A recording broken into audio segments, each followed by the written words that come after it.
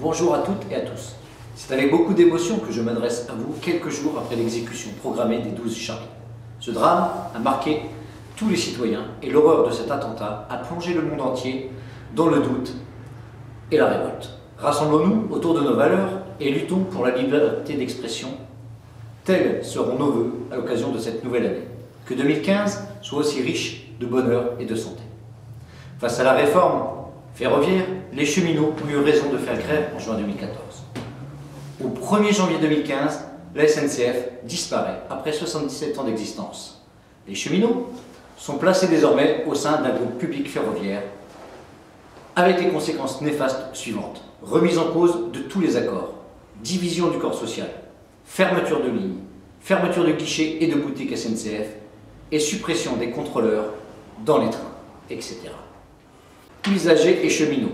La SNCF telle que vous la connaissiez n'existe plus. Cette réforme va accélérer le processus d'éclatement du service public SNCF. En 2015, la CGT fêtera ses 120 ans. Pour marquer cet anniversaire, des initiatives auront lieu toute cette année. Localement, nous fêterons aussi les 20 ans du conflit de 95 à la SNCF. Connaître l'histoire permet d'écrire le futur. À nous de saisir notre chance. 2 dates sont déjà fixées pour être offensives. Le 29 janvier, les cheminots vont massivement exprimer leurs inquiétudes et revendications en manifestant dans les rues de Paris.